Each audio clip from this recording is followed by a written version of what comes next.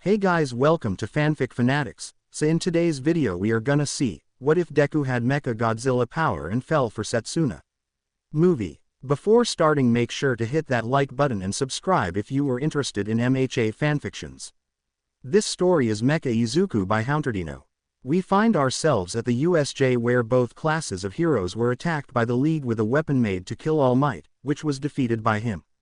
Tamura _ ha laughing like a maniac.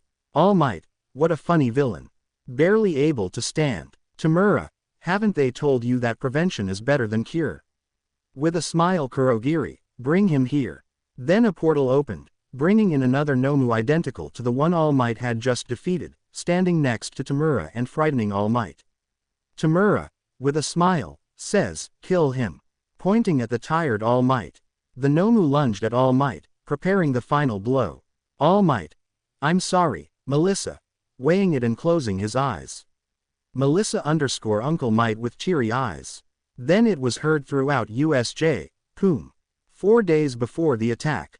We are in classroom 1B, but we focus on a green-haired girl with fangs. She is Setsuna Tokage, a recommended student, but she looks thoughtful, staring out a window at the sky. And after, Tokage what's up Kendo? Kendo are you still thinking about the Tokage it's been 2 years since that accident happened. Sad. Kendo yes, but his body was not found. Tokage. Yes, but I still have hope that he'll come back. You know how I felt about him. Eyes welling up with tears. Kendo could only remain silent. Then their teacher would come in and class would begin. One day before the attack, midnight. The hero Eraserhead can be seen patrolling because word has spread in his area that there is a new vigilante. He is in a building when he sees a man threatening a woman who was returning from work. Thief, give me everything you have. Threatening her with the gun. Woman please, I have nothing, crying. Thief, lie, raising his fist which turned to concrete.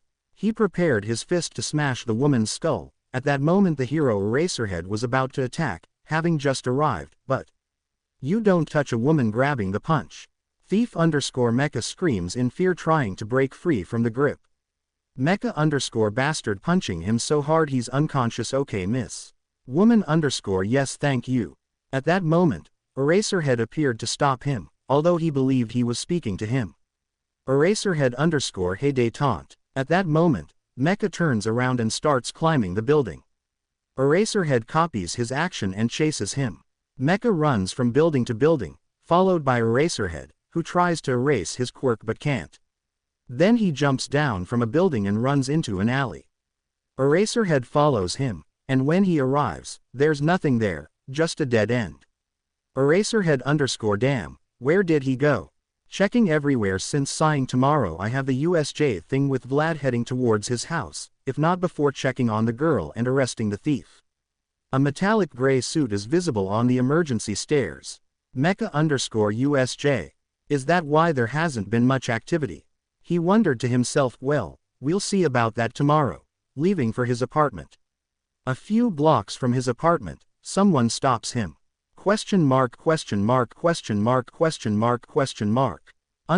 Detente. Mecha heroine number 6 Maruko annoyed. What happened?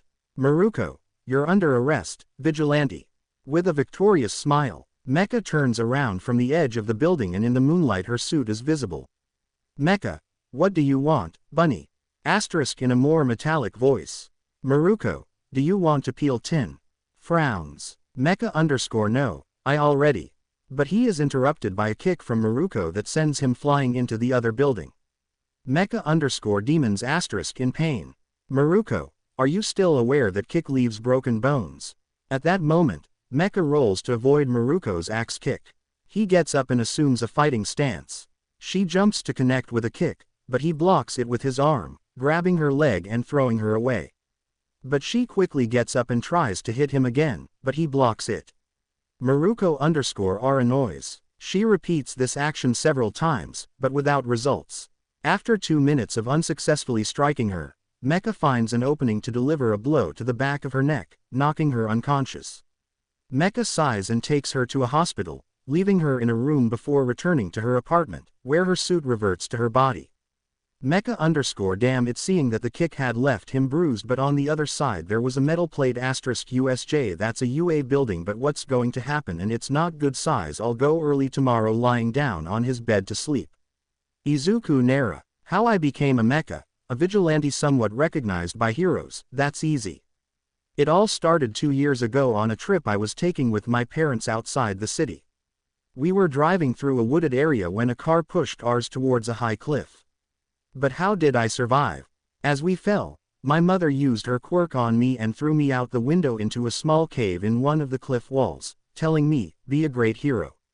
When I looked down, there was the car, but then it exploded, and a piece of metal pierced my right side of the stomach like a stake. With what little strength I had, I pulled the piece of metal out and crawled into the cave, lying down in the middle of it, looking at a necklace with a picture of my friend in the shape of a heart. Then I closed my eyes. I don't know how long it's been since I fell asleep, but when I woke up and took my hand away from my wound, there was metal, and from that metal my suit emerged. It took me a week to get out of that forest, but I made it. When I got out, I arrived in the city. I had nothing, and I was sure I'd be left for dead, but I wouldn't give up. I would be the hero who would make my mom proud. And that's how it all started. With my quirk, I stopped thieves and took some of their belongings to sell, and that's how I survived for 6 months in the city. Hours before the attack, you can see a silver-haired boy with red eyes waking up, and the reason for that is his quirk.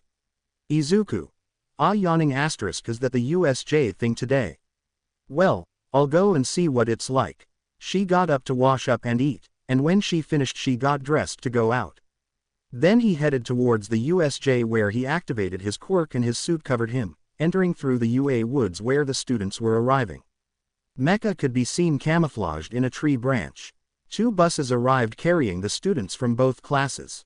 The Hero 13 began explaining to her students what the USJ was, blah blah. Mecha was on top of the building listening to everything. The students entered along with the 3 pro heroes. Mecha was about to leave when something caught his attention. A portal opened in the middle of the building, letting in several villains along with a humanoid chicken. The villains approached the students, but both teachers in charge rushed at them. However, due to a lapse in concentration, most of the 40 students were separated by the USJ, and the Class B teacher went to regroup the students. Meanwhile, Aizawa was still surrounded by villains, but then a glass panel in the dome shattered, and someone entered. Aizawa_Mecha. Pav Aizawa. At that moment when I went after the villains, I knew I wasn't going to win, but I was going to get my children as much time as I could. Fin del Pav. At that moment, when Mecha appeared, some villains laughed at the vigilante, but others wanted to kill him, but then. Mecha_ you need help Eraser Head. Eraser Head_ a little help never hurts smiling. At that moment, the hero and the vigilante launched themselves at the villains. The hero erased and bound his opponents to knock them out, while Mecha delivered powerful blows, breaking a bone or two. After a few minutes, the villains were defeated in the center, while the other hero, along with most of his students, had already gathered at the entrance helping their injured comrade. Just then, Kurogiri reappeared. Tamura. You killed 13. Kurogiri_ I left her out of the game but a student escaped. Tamura scratching his neck_ if you weren't our way out, I'd kill you. Kurogiri sighing game over, but before that, Nomu, kill them. Pointing at the heroes. At that moment, the aforementioned being, at monstrous speed, positioned itself behind Mecha, delivering a brutal blow that sent him flying into a pile of rubble, embedding him in the wall, breaking a rib and part of his helmet. Eraser Head then attempted to erase his own signature, but all he managed to do was receive a beating from the Nomu, breaking several bones and positioning himself above him to slam his head into the floor, leaving him nearly unconscious. Eraser Head thought _erase his quirk. This strength is normal, it's like All Might's. Tamura, you impress me. Eraser Head, are you still awake? Then he hears something and turns around and sees a blonde, a green-haired girl, and a grape in the water. Tamura, and if we kill some students, All Might will come. He quickly approached the green-haired girl and the grape-colored boy to touch them, but nothing happened. Tamura, you continue to impress me. Eraser Head, erase my quirk. You don't know what it does. I'll tell you before I die. The students took advantage of this to leave. Well, My quirk disintegrates anything I touch with my 5 fingers. He brings his hand close to Eraserhead's face. Die, hero. Just as he was about to knock on the front door, it was diverted, revealing a furious All Might who vanished in a second to grab a dying Eraserhead. Everyone was happy because their salvation had arrived, some even cried. All Might, angry, _shonen, take Aizawa and get out of here. Giving to his classmate his students. Melissa, take care, Uncle Might. Retreating with his teacher and classmates, All Might launched an attack on the beast. Great blasts of energy clashed between them, and the villain's plan was thwarted.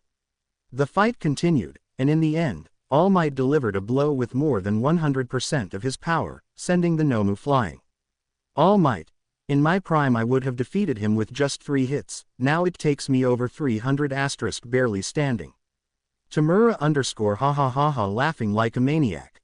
All Might, what a funny villain. Barely able to stand. Tamura, haven't they told you that prevention is better than cure? With a smile Kurogiri, bring him here. Then a portal opens, bringing in another Nomu identical to the one All Might had just defeated, standing next to Tamura and frightening All Might. Tamura, with a smile, says, kill him. Pointing at the tired All Might. The Nomu lunged at All Might, preparing the final blow. All Might. I'm sorry, Melissa. Weighing it and closing his eyes. Melissa _Uncle Might running towards him with teary eyes. Then it was heard throughout USJ, Poom. Minutes earlier in the landslide zone. We can see Mecha regaining consciousness to escape the hole, falling to his knees. He saw All Might and the Nomu fighting, but a two-toned figure spoke. Todoroki. Hey, who are you? I turned around to see him with his helmet cracked, seeing a red eye and his silver hair. Mecha _an ally if you're a student. Todoroki. Whatever you say, vigilante. Helping him stand up you look like shit. Mecha. I hadn't noticed. Then they turned to see the Nomu fly out of the facility. Todoroki _ I'm done. Wick. I think so. But look how another one of those things comes out. Mecha _ go with your classmates. Todoroki _ because. Mecha _ I will use all my power. Then a POMM was heard. Everyone thought All Might had died, but no, he was still standing, and the Nomu was near the lake. But what was that? Tamura. What the hell? Then, from a hill, a metallic being the size of All Might appears, standing in front of him. The metallic dinosaur charged at the Nomu, who mirrored its movement. The dinosaur then launched missiles from its shoulders and fired at the Nomu, impacting them. At that moment, thrusters emerged from behind its left arm, and a blue aura enveloped it, striking the Nomu. The Nomu didn't back down and threw several punches, but in one of them, the dinosaur grabbed it. With its other hand, it tried to break free, but the dinosaur grabbed it again. They struggled until the dinosaur, with its tail, severed both of the Nomu's legs, surprising everyone present. Then it approached and grabbed the Nomu's jaw, forcing it open. A red light began to emanate from its tail, spreading across its scales to its head, and then a red beam shot from its mouth, entering the Nomu's mouth and beginning to disintegrate it. The dinosaur then released what remained of the Nomu and let out a roar. That roar echoed throughout the UA, terrifying the leader of the attack, who decided to flee. But then the other UA teachers arrived and saw the dinosaur and went on guard. What surprised everyone was that it began to transform back into its suit and then into its normal clothes, showing a silver-haired young man falling to his knees and then unconscious. That day the symbol of peace was narrowly saved. That day the future heroes saw what the villains were really like. When the teachers saw the dinosaur, they were all in shock, but a scream snapped them out of it. Todoroki _ help. At that moment, some teachers went to find the missing students while others went to help their classmates, but we can see the sniper hero alongside Principal Nezu approaching Todoroki, who was carrying an unconscious mecha. Sinpi _ student who was pointing his weapons at mecha. Todoroki. Wait, she's unconscious. Snipe lowers his weapons. Nezu. Who is the young Todoroki? Todoroki. I don't know, I only know that he saved All Might. Nezu _ and how did it end up like this? Todoroki _ I don't know, I just saw him, I came out of a hole in the wall. Nezu sighs he's most likely injured. We'll investigate and then see what we can do. After that, the authorities arrived to take all the villains away, but the principal said not to take Mecha because he wanted to speak with her personally. That day, classes ended for the rest of the week, and they would start again on Monday. One day later, we find ourselves in the UA infirmary where our silver-haired friend is. All those affected in the attack had already woken up, but not Mecha. But then, Mecha begins to open her eyes. RG, recovery girl, through a loudspeaker _ director Nezu is waking up. Then Mecha gets up and sits down. RG, are you okay? Mecha, I think so, where am I? RG _ in the nursing department of the UA. Mecha, I'm under arrest. Head bowed. That's when All Might, Detective Naomasa, and Principal Nezu come in. Nezu. Hello, young Midoriya. Izuku was scared, but he just lowered his head even more. Naomasa, how do we know? It was difficult, but your profile matched that of the boy who supposedly died almost 2 years ago. But the question is, how did you survive the fall? Izuku. My mother used her quirk on me during the fall and pulled me out of the car. Naomasa knew that he wasn't lying. Naomasa _ and why didn't you go out to ask for help or for a family member to pick you up? Izuku. A piece of metal pierced me. He lifted his shirt and they saw metal instead of skin, shocking All Might who was unaware. After that, my quirk went out of control, sending me into hibernation. I don't know how long I slept, but to answer why I didn't return to any family, my parents were my entire family. Naomasa, what happened at USJ and how did you find out? Izuku sighing. I found out when Arisa tried to catch me. I overheard him talking about it, and that week there weren't as many criminals as usual. As for the USJ, the first Nomu monster, I think it's called, sent me flying into an area where I crashed into a wall. After that, I ran into a student who approached me, and that's when I used my quirk at 25% to face the other Nomu. All my _ 25%. Izuku. If that's what I managed to control after hibernation, any other questions? Naomasa. That's not all.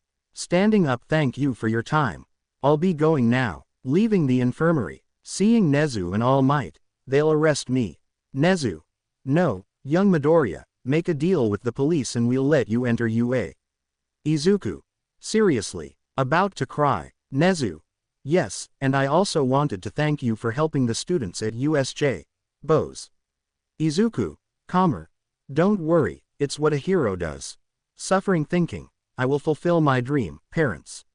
A tear falls. All Might. That's the spirit, and thank you for saving me. But why does he have different eyes and hair? Wasn't he green-haired? Izuku. Yes, but my quirk mutated them, I think. I'm not sure. All Might _ Oki. Nezu. Young man, you can leave tomorrow. Just leave your address and we'll send you what you need to enter Class B, along with a scholarship. You'll return for classes on Monday. Is that okay? Izuku _ Hi. Izuku spent the whole day resting, filling out a form with his information. The next day he left for home, very happy. As he was leaving UA, but All Might is certain of what he did. Nezu. Yes, Toshinori, that boy has been through a lot, but he's still on the right path. We just need to support him. So Izuku arrived home, lay down, and fell asleep. We find ourselves at UA in the principal's office where our protagonist is waiting for class to start with Principal Nezu. Nezu. Well, young Midoriya, everything is ready for you to enter Class 1B. Izuku _ One question, how many are there per class? Nezu _ Well, there are 20 per class. Izuku wouldn't be out of match with me. Nezu _ No, because whoever gets the furthest from other courses will enter the heroes class. Izuku _ Further in what way? Nezu _ At the sports festival that will take place in 2 weeks. Izuku _ AAA. The bell rang. The principal and Izuku went to the classroom of Class 1B and knocked on the door. Inside, they heard an, "I boy." Vlad _ who was looking at the director. Good morning director, what can I do for you? Nezu. Good morning, I've come to drop off a new student for your class, Vlad. Touching the silver-haired boy. Vlad _ Good. Nezu. Good luck on your first day, young Midoriya. Leaving. Izuku _ Hi. Vlad _ Okay. Kid, I'll explain to the others, then you can come in, okay. Izuku_hi. Inside the room. Vlad_well students, today you will have a new classmate due to some circumstances. At that moment, murmurs were heard from the students, but Tokage, do you think he's handsome? Whispering to Kendo. Kendo_oh with you. Vlad_I pasa. Then the door opened and a silver-haired boy with yellow eyes entered. Everyone was confused by the boy, but he seemed calm. Vlad, introduce yourself and say nice to meet you. Izuku_okay. My name is Izuku Midoriya, nice to meet you. I like eating metal. At that moment a silver-haired boy felt fear. Then someone got up. Kendo. Nice to meet you, Midoriya. I'm Itsuka Kendo, and I'm the president of Class B. Welcome. Izuku_thanks Kendo. Vlad, sit down already. Sitting behind a dark-haired boy, after a few hours of classes everyone went out for lunch. Our protagonist sat alone, but some classmates sat with him. Tetsu_can. Izuku_go ahead. At that point, Tetsu Honanuki and Awase sat down with him, talking and getting to know each other better until Awase_, is it true that you like eating metal, Midoriya? Izuku_ yes because. Honanuki_ by pointing at Tetsu who was sweating with fear. Awase_ let's see, eat it giving him a spoon. Izuku grabs the spoon and eats it as if it were fried food. Izuku. Not bad smiling. Tetsu wanted to faint, and Honanuki was holding himself back for Risa's sake. Izuku. Why is he like this? Pointing at Tetsu. Awase. That's because his quirk makes him metal. Izuku. With a mischievous smile. More food. Tetsu. Please have mercy. Crying comically and Honanuki laughing. Izuku. Nah, don't believe it. Tetsu relaxed. Izuku. And what is your quirk? Awase. Awase_ my quirk allows me to weld anything, I don't know it and I'm too lazy to look it up. Izuku_ and yours Honanuki. Honanuki_ mine allows me to soften whatever I touch. Izuku. Incredible quirks. So they started talking, but at another table a green-haired girl was watching him. Was it him? After lunch, more classes passed until the hero class, which was given by Vlad because of what happened with All Might. Vlad. Okay, put on your hero costumes and head to the beta field. 10 minutes later everyone had changed. Izuku was wearing civilian clothes. Tetsu_ in your suit Midoriya. Izuku_ they're still doing it but I don't need it. Vlad. Okay, there will be 2 versus 2 battles in a fake city. The first team that can no longer fight will be the loser, but one will be 3 versus 2. Understood. All_hi. After that, the teams were assigned, and it was our protagonist's turn, who was paired with Tokage, to fight against Kamakiri Shishida and Kendo. The rest of Class B considered Kendo's team the winner. After the fights, it was Midoriya's turn. Izuku_ list. Tokage_ any plans? Izuku. To be honest, I don't know their quirks, but I think they're strong because of the looks our classmates give us. Tokage_ sip. Speaker_ Izuku_ going. Then they entered the city, walking through the streets. Tokage was in front until Kamakiri_ I've got you coming out from around a corner. Then Izuku threw Tokage. Tokage_ Izuku. But he had his quirk activated, which was his suit. Everyone was surprised, and Tetsu said it was very manly. Izuku, in a deeper voice, let's finish this. He kicked him, sending him flying to the other side of the street. Then the other 2 came out. Izuku_ Tokage ve pour Kendo. Tokage_ Saguro. Izuku_ yes. At that moment, Tokage went after Kendo while Izuku went after the other 2. It was a battle of strength. Shishida was hitting Izuku very hard while Kamakiri tried to hurt him. Blows were exchanged, but Izuku was at a disadvantage until Shishida landed a punch right in his face with all his might, shattering his helmet and worrying Tokage, who then received a blow from Kendo. Shishida beast form, it's over. Izuku gets up and says to them, you think so? At that moment, Shishida lunges to finish him off with a punch, but Shishida grabs his hand. Izuku, whose eyes were red, activated his Dino mode, growing to Shishida's size and using both hands to brace himself. This mode is weaker than the one he used in the USJ.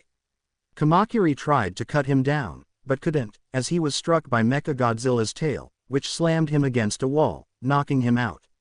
The battle of strength was evenly matched until Izuku brought out 2 missile towers from his men and fired them at Shishida.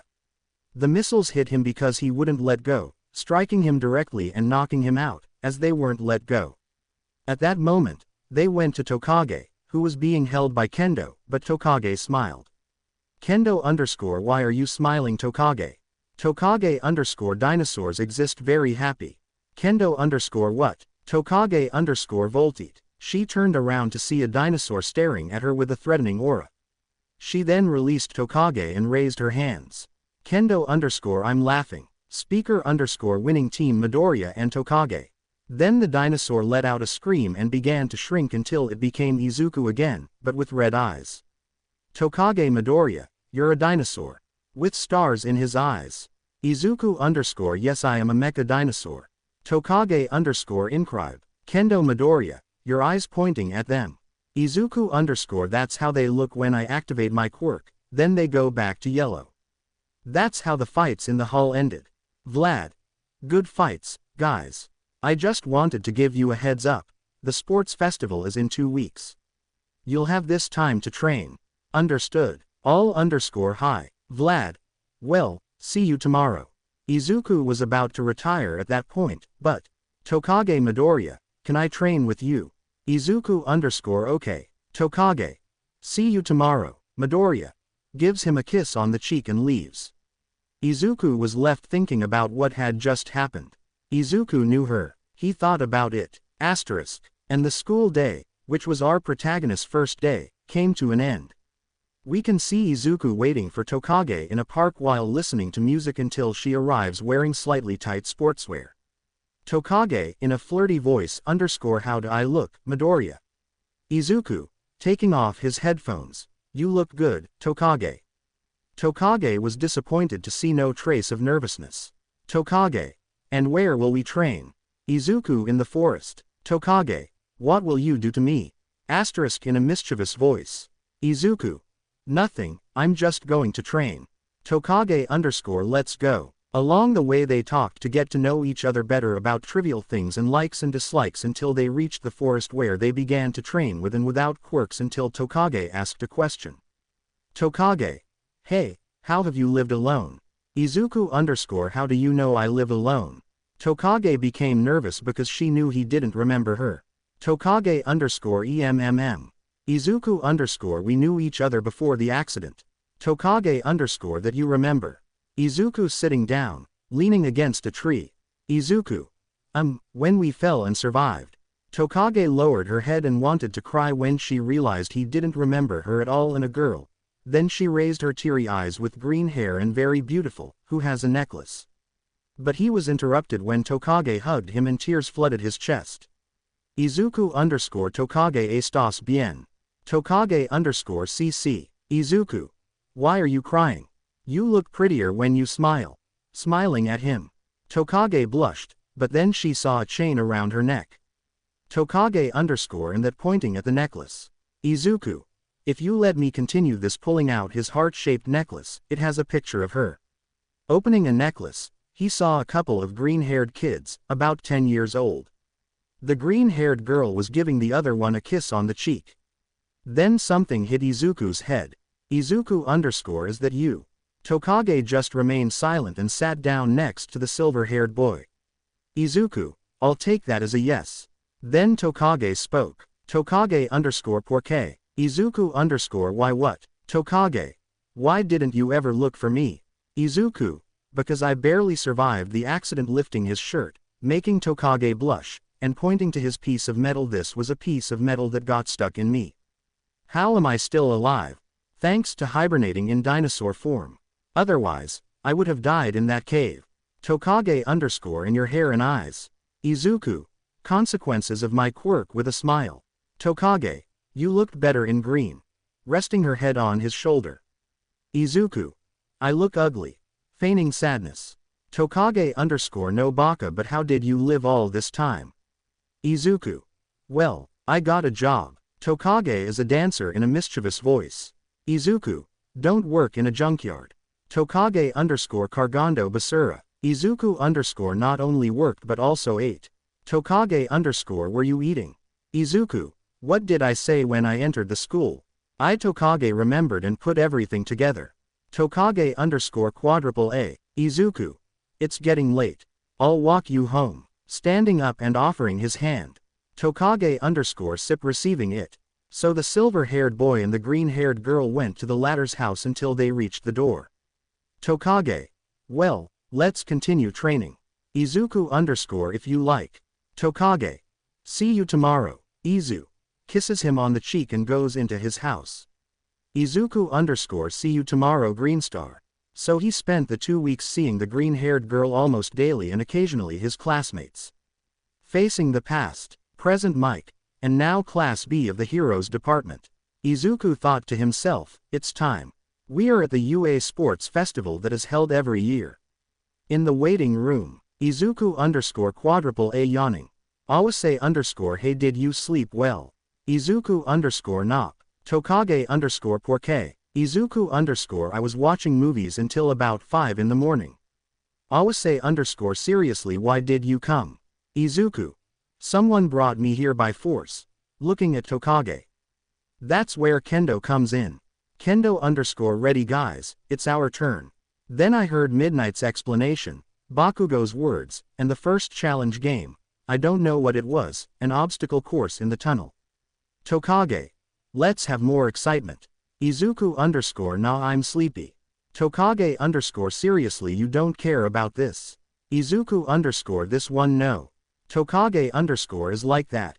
Mike underscore start. It was interrupted as the race began, everyone moving, but the start was frozen by Todoroki, some passing and others not. At the first obstacle, Todoroki froze a robot. Izuku was walking calmly until he reached the first obstacle. Tokage was ahead of him, but he stopped to grab something to eat, which turned out to be a robot's chest. And so the race began. Melissa finished in first place, Todoroki in second, and Bakugo in third. Izuku came in 28th. Midnight. The next test will be a cavalry battle. An explanation follows. The scoring will be 5 points for the last person, and so on, but first place will get 1 million points. At that, everyone looked at Melissa, who became nervous. Form teams. Izuku went straight to a purple-haired boy who looked like he didn't know anyone. Izuku, touching his shoulder. Excuse me, do you have equipment? Question mark question mark question mark. Underscore no why are you asking? Izuku underscore we team up. Then the purple-haired boy thought about it. Shinso underscore see Hitoshi Shinso. Izuku underscore ungusto Izuku Midoriya. But then a green-haired girl arrives, pulling another green-haired girl along. Tokage underscore Izu we team up. Izuku underscore see Puro Suelta Shiozaki. Tokage underscore oops sorry. Then time ran out. Everyone was going for the million points, but our protagonist, with Shinso on top, Izuku in front, and both green-haired girls in the back, was going for points from the other teams. Mike underscore 2 minutes left. Izuku underscore Tokage miras al de un millón de puntos. Tokage underscore see poor. Izuku. Can you put one of your hands all the way behind you without leaving the arena? Tokage underscore see. At that moment, Tokage did what Izuku told her. The moment her hand reached out, Todoroki's team positioned themselves in front of her, and she understood what she had to do. But then Melissa's team launched themselves at Todoroki until Mike underscore time. Then everyone turned to look at a screen that displayed the teams that would advance. Mike underscore in 4th place is Bakugo's team, in 3rd place is Shield's team that was a relief to the blonde and her team in 2nd place is Todoroki's team. That surprised everyone, especially Todoroki's team. They saw his bandages and realized he didn't have the $1 million one. Izuku, were you looking for this? Pointing at Tokage's hands. Melissa underscore when. Todoroki just remained silent. Mike underscore and in 1st place and with 1 million points, Team Shinso. Aizawa underscore that surprised even me. Shiso said over the loudspeakers that he was happy to win. Midnight underscore well they have half an hour of rest. At that moment, Izuku and his team went to get something to eat. Class B arrived at the table. Kendo underscore guys passed by happy for her friends. Awase underscore yes guys you were amazing. Monma. if they taught the class. But he was interrupted by a loud metallic clang that sounded like old car parts coming from the table. Tokage _Yeso Izu. Izuku _ the food chewing on a radiator as if it were nothing. The entire B class. If you eat metal. Izuku. Don't scream. Chewing on another piece of car. While Shinso had a WTF face. While this was happening, a bi-colored guy was talking to a blonde, just like in the anime. And the final event of the sports festival will be one-on-one battles. Mike _OK Publico. The next event will be the one-on-one battles. Aizawa lowers his voice mummified. Mike _OK. The following matches will be Melissa Shield vs Shinso Hitoshi. Honta Siro vs Shoto Todoroki. Denki Kaminari vs Abara Shiozaki. Tenya Lita vs Mei Hatsume. Mina Ishido vs Setsuna Tokage. Fumikage Tokiyami vs Momo Yaoyorozu. Izuku Midoriya vs Ejiro Kirishima. Ochako Uraraka vs Katsuki Bakugo. Then the fights began. The first fight was quick but exciting, with Shield winning. The second ended with an attack from Todoroki. The third ended quickly due to the effects of Kaminari's quirk.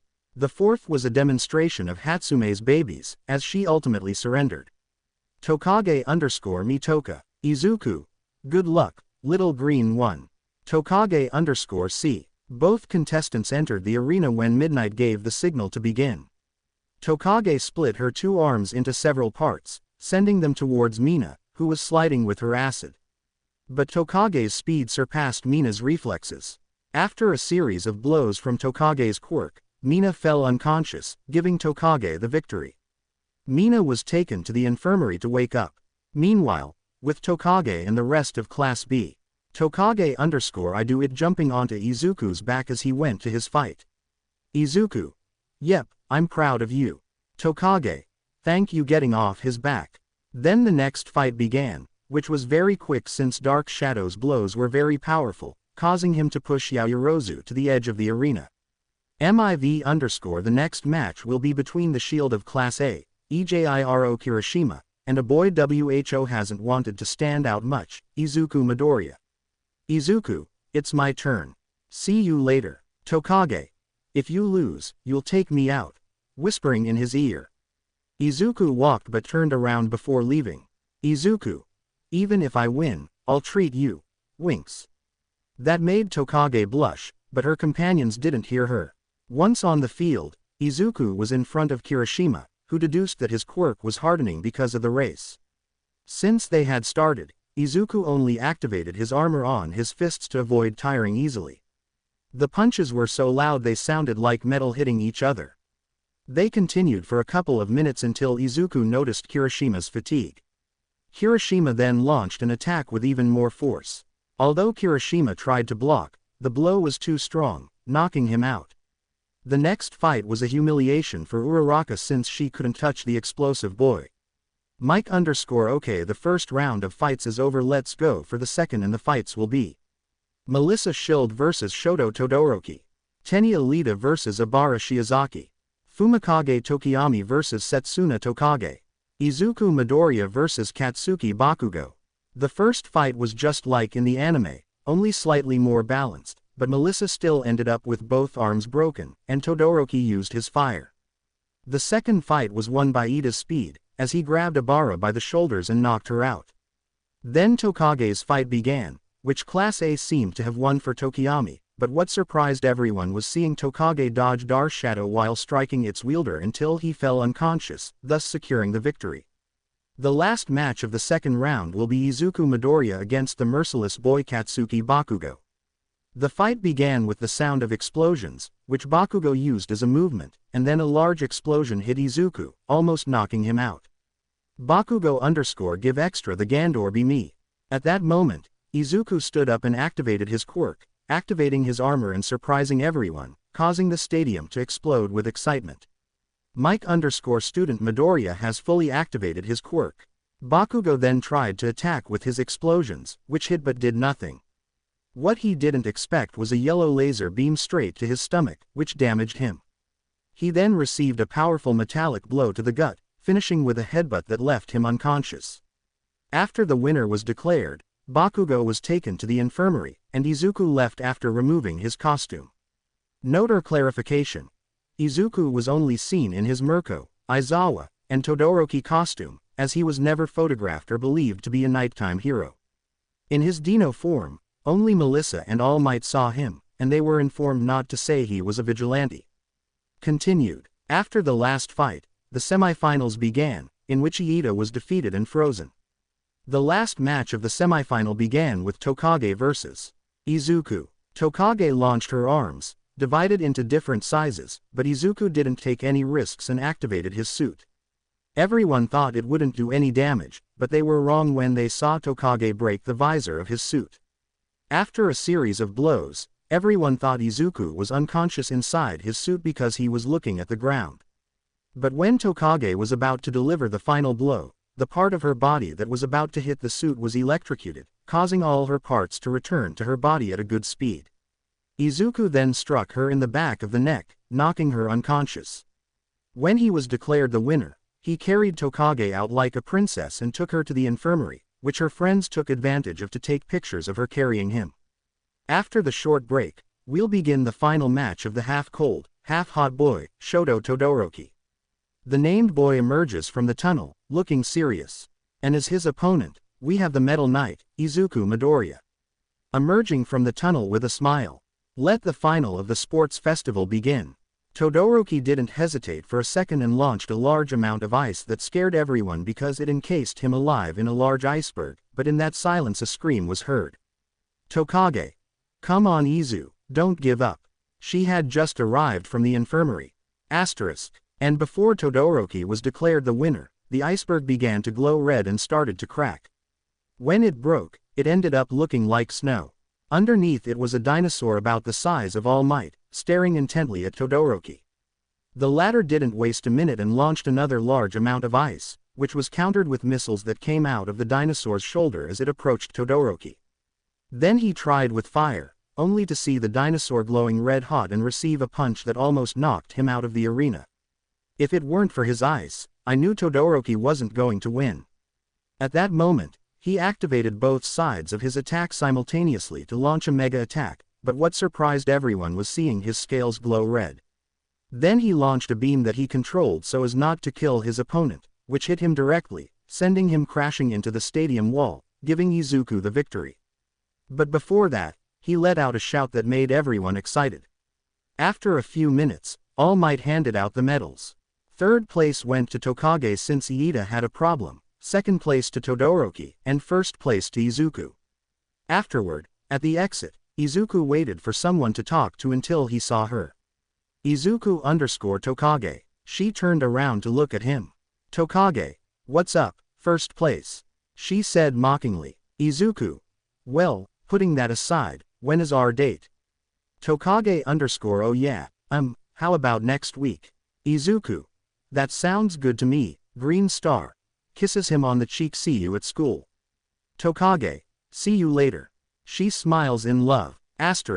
We are in Class B. This would be the first day after the sports festival, where the class was talking about festival-related things and trivial matters until the door opened. Vlad. Alright, kids. Entering the classroom as you know, we're an odd number of students. Receiving a nod from the class. Okay, as you know, the festival is used for your internships to show what you're made of, but since we're odd, the principal gave the student who went the furthest from other classes the chance to join our class. You can come in now. Then a boy with purple hair appeared. Shinso_nice to meet you. My name is Hitoshi Shinso and my quirk is brainwashing. Kendo. Rising from her seat. It's a pleasure. My name is Itsuka Kendo, and as president of Class B, I welcome you. Vlad_okay. Sit down. Sitting to one side of Midoriya. Vlad_okay. In a moment you'll see the applications the heroes gave you for your internships. Then a screen is displayed. Izuku Midoriya 2586. Setsuna Tokage 2135. 1893 Shiozaki article. Hitoshi Shinso 1234. Vlad, don't worry if you didn't get an internship, because we have some heroes who will welcome you while you're doing them. Handing out sheets with hero names to each person. Okay, you have until today to choose, since you start in 2 days. Understood. Everyone _hi. The classes passed like this, where they also chose their hero names, until lunchtime, where Izuku was looking around to see who he was with among his classmates. Tokage _who sent you solitudes Izu. Izuku _ endeavor. Mirko, Mount Lady. Awase _ will you go with number 2? Izuku _ no say. Awase _ because it's number 2 would be the best. Izuku _ I got it. Tokage _ who? Izuku _ Gran Orca. Tokage _ poor. Izuku. I need some serious training. Tokage. Okay, I'll go with Mirko, she said with a smile, and I'll defeat you. Izuku. I want to see that, lizardy. The days passed until the day of the internships, where they were informed of everything and were waiting for their train. But before leaving, Tokage gave Izuku a kiss on the cheek, and then she went to the Great Orca Agency. Izuku _ hello, I'm here to do my internship at UA. Secretary. Yes, Midoriya, the Great Orca is waiting for you at the training camp. So after explaining where it was, he went there until he arrived, and there he saw the professional hero, the Great Orca. Great Orca _ well boy, I'm glad you accepted my request. Izuku _ yes, thank you for inviting me. Great Orca. But this isn't going to be a walk in the park, this is going to be hell, so let's start with a fight. A Great Orca appeared at high speed in front of Izuku, who was about to throw a right punch, but he barely dodged it. When he did, it took a step back, its eyes turning red. Scales began to emerge from its back, then its skin began to change to a gray metal, and a jaw-like tail grew, matching the size of the professional. Great Orca, that's why you agreed to train with me in that form. Receiving a nod from the robot, okay, let's begin. Thus the days passed between fights and exercises with his quirk activated to the maximum day and night since he was told to sleep with it active. Great Orca. Kid, you're very good, but if you only fight me, you'll get used to it. So let's go on patrol. Detransform and put on your suit. So Izuku went to get dressed in his suit, since his quirk was basically his suit. He requested a special combat suit with a vest and everything. Once outside the agency, he activated his quirk and his suit appeared. The kids called him Dinosaur Boy, and a few young people asked for autographs. This went on for an hour, stopping the occasional minor robbery, until a huge explosion occurred. They both ran to see what was happening, and there was chaos. It was a robbery that had apparently gone wrong.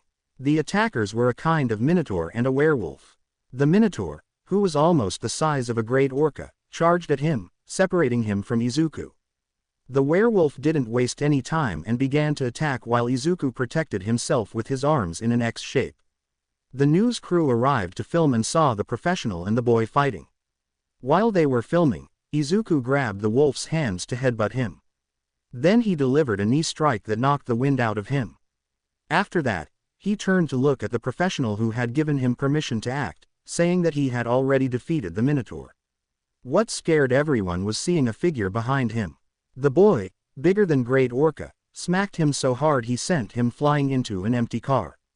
Then the pro went after the humanoid crocodile with Izuku. Izuku was complaining of the pain when he turned around and saw the pro struggling against the villain's hard scales.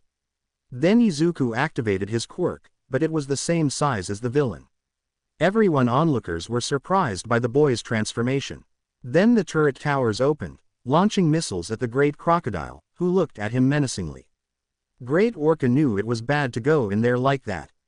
Before the flames increased, Great Orca took out the other two villains because he was at a disadvantage due to the fire. Then both reptiles ran towards each other to attack. The first to strike was Izuku, who activated his elbow thrusters and landed a strong blow on the crocodile, but the crocodile didn't back down and hit him with an uppercut. Izuku recovered quickly and hit him with a tail swipe that made him back away. Then both they separated the crocodile. It grabbed some rubble to throw at him, but Izuku launched missiles before it hit him several times. Then it grabbed him by the neck to slam him to the ground and began dragging him along the ground until it threw him to the other side. When he got up, he was hit by a red laser beam that knocked him out. Seeing his rival knocked out, Izuku let out the same scream, but this time landing on top of the villain. There was no shortage of photos because of the epicness of the scene, which more than a fight between heroes and villains seemed like an animal fight. When he transformed back into his suit, the media took care of everything. When the reporters asked him his name, he answered Mecha Godzilla. Then they both returned to the agency to finish their internships. Great Orca, you did well, kid, but you have to leave. When you graduate, this agency will be there for you. Izuku, thank you for the opportunity to be a hero. Great Orca _ you are a hero. Showing him the news report about the fight where a new great mecha hero, Godzilla, was being introduced. Great Orca, well, kid, it's time to go, otherwise you'll be late. Izuku _ right, thanks for the opportunity. Leaving the agency, then the train station, and thus the internships ended, but the path of. We met as usual in classroom B after the internships. The class was chatting while waiting for their teacher, and there was still a green-haired boy. Awase _ they heard that the hero killer Stain was captured. Monoma _ if it was Endeavor. Awase _ I would have liked to see the fight. Tetsu _ speaking of fights, did you see Midoriya's fight? While showing the video of the reptile fight to the whole class, they were surprised and scared by how terrifying the villain looked, but they didn't finish watching because their classmate fought fearlessly. Then the silver-haired boy arrived, but before he could be bombarded with questions, his teacher arrived. Vlad, sit down. Everyone does as he says. Okay, glad none of you had any difficulties during your internships. Going to the front of the class. Oh, and Midoriya. Calling his attention. I liked your debut as a hero, even though you're not one yet. Kendo, what does sensei mean? Vlad, haven't you seen social media? Everyone denied it because they were focused on their internships, unlike a certain opposing class. Okay, go on social media. Then everyone went inside, surprised to see a new hero appear called Mecha Godzilla, with photos, videos, and even some drawings of him. Vlad, okay, there are several things we need to talk about. Getting the class's attention. Kendo, you need to choose a vice president. Okay. Receiving a nod from Kendo. The other thing is that there's going to be a written exam. Understood. Receiving a yes from the class. And the last thing is that there's going to be a camp this weekend to train your quirks. Everyone was excited about the camp except for a green-haired girl who was waiting for her date and a silver-haired boy who saw her get disappointed. Okay, now take out your books and turn to page 54. So the classes passed, and before going out to lunch he answered his classmates' questions about his internships, his fight, etc. But now Izuku was sitting with Tokage, who had a sad look about her date. Izuku _ oye Tokage. Tokage _ see Izu * Desanimata. Izuku _ what's wrong? Tokage sighed. I was looking forward to our date, but it got cancelled because of the camp. She rested her head on the table. Izuku _ hey, what if we move it up to 2 days from now? Tokage _ seriously raising her head. Izuku, yes, with a smile. At that moment, Tokage hugged him, saying thank you several times. That's how lunch and a couple of classes with our protagonist passed, and then the last class with Vlad. Kendo _ professor lets us choose vice president with hand raised. Vlad, I agree, class is about to end, but first study for tomorrow's exam. Sitting at his desk. Kendo _ okay class, who do you want as vice president? She said, getting up from her seat. Nobody knew what to say until someone spoke. Monoma _ I think it's Midoriya. Shinso _ I say the same. Kendo _ anyone else? No one said anything. Does everyone agree that Midoriya should be vice president? Everyone nodded. Tokage _ yo. Everyone was surprised to see the silver-haired boy's friend. Tokage, I agree, with a smile that made everyone sweat. Kendo, okay Midoriya, now you're my right-hand man and vice president. Izuku _ okay, if you trust me I'll make it worth it. That's how the school day ended. When it was over, everyone went home, but the silver-haired boy walked Tokage home. When they arrived, she said goodbye with a kiss on the cheek. Anyone who saw them would say they were a couple, but that wasn't going to happen. The silver-haired boy would be in 2 days. The next day, nothing interesting happened. It was the exam, which everyone passed except Monoma, who was complaining. They found out that Aizawa had given the class another exam. After that, everyone went home, and as usual, Izuku walked Tokage home. The following day, nothing happened except for some exercises and other things. Then, At dismissal time. Tokage underscore okay, so what will we do? Izuku underscore okay, first everyone go home to change and then I'll come by your house in 2 hours, okay. Tokage underscore see Izu. So everyone went home to change. Time passed, and Izuku was already arriving at Tokage's house, carrying. He only had silver hair and yellow eyes and was wearing his necklace, which the author remembered. When I arrived at Tokage's house, I knocked on the door and she came out dressed. Izuku. Hey Tokage, you look beautiful. Making the girl blush. Tokage. Thank you, and you look good too. And where are we going? Closing the door. Izuku underscore good, first we'll go to the movies. Tokage underscore and what are we waiting for? And so began the date between these two. On the way there, they talked and joked. When they arrived at the theater, they lined up to see the movie. But elsewhere, they could see a light blue-haired girl talking to a blonde, grabbing her neck with 4 fingers, speaking the same lines as in the anime. After the movie, Izuku invited Tokage to dinner. She accepted, and they went to a somewhat luxurious restaurant. After dinner, they got ice cream. After finishing their ice cream, they went to a park with a very handsome man. At that moment, Izuku gathered all the courage he had and began. Izuku underscore Tokage. Tokage underscore see Izu. Izuku. Okay, Tokage, you're a very energetic, playful, affectionate, beautiful girl with great potential to be one of the best heroines. That and much more has made me care for you a lot, that's why I'm asking you. Pulling out a flower. Would you let this fool be your boyfriend? Without waiting for a response, Tokage lunged forward and kissed him, a first for both of them. Although Tokage had always been flirtatious, this was her first kiss. Tokage underscore in answering your question, yes, I want you to be my fool. And so ended their date with the moon in the background. After a few minutes, they both left for Tokage's house. When they arrived, Tokage said goodbye with a quick kiss to Izuku, and he went home. We were on the bus that transports the students of 1B from UA. They were talking and calm, unlike the bus of the 1A classroom, who were shouting and excited because. Before getting on the bus, Izuku, President, may I say something? Kendo underscore Oki Midoriya, Izuku. Hey, everyone turns to look at him. Okay, this camp isn't for relaxing, it's for training. You guys think it's for relaxing, so we'll give it our all to beat you as a team, got it?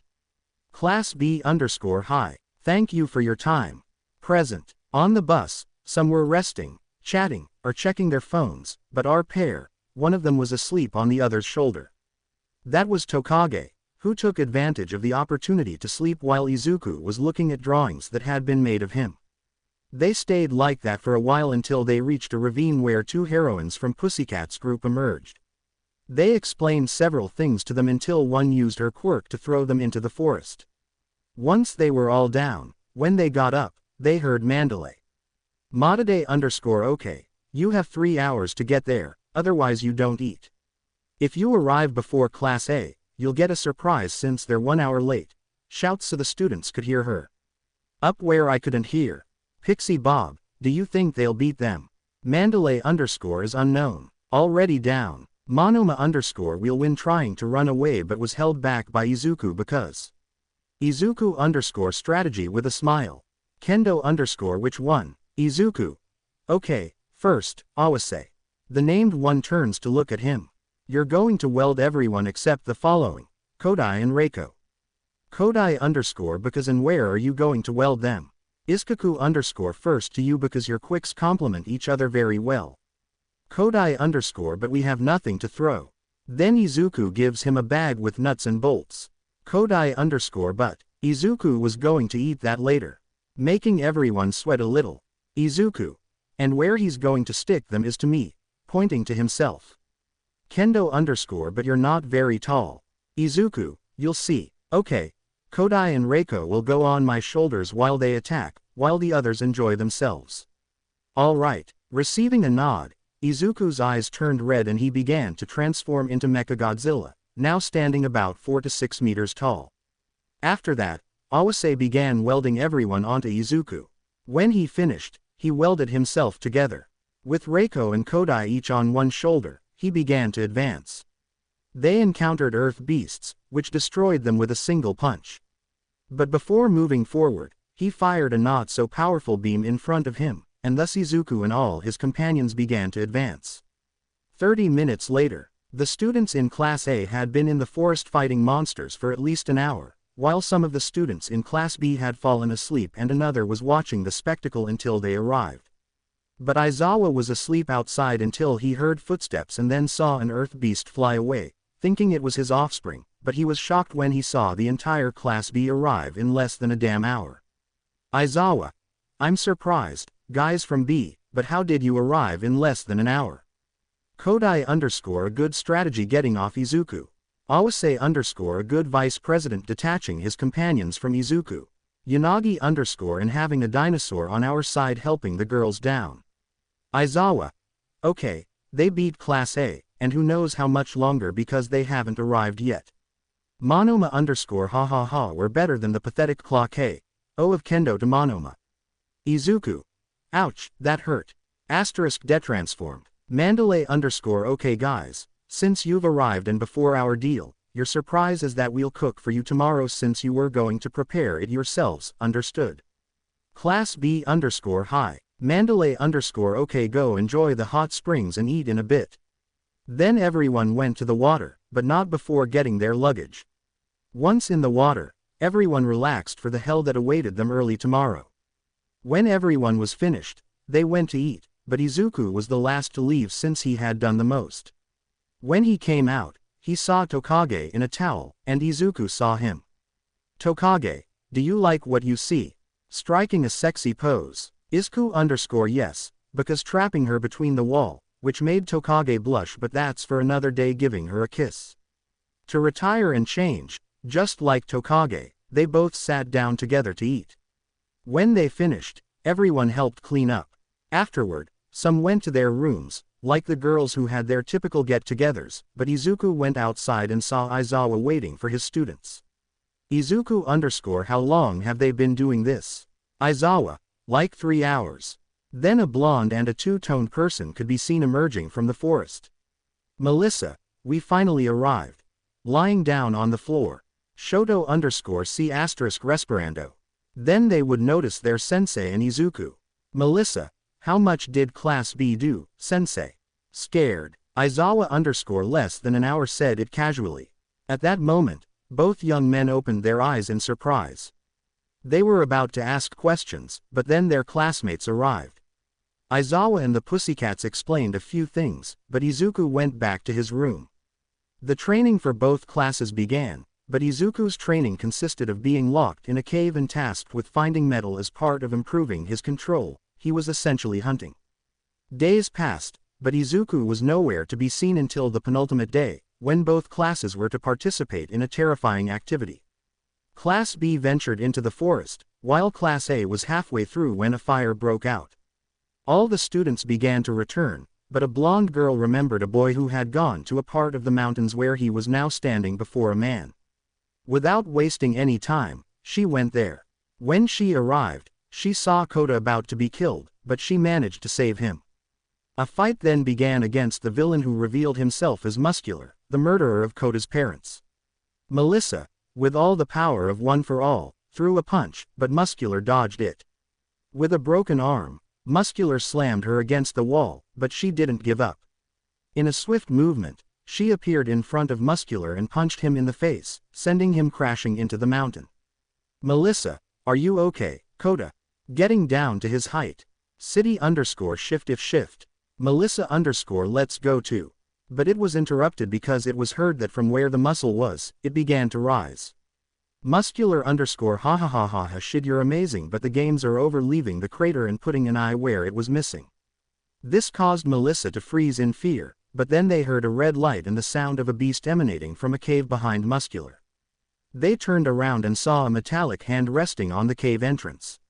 Then they saw Mecha Godzilla, about the size of Muscular or slightly larger.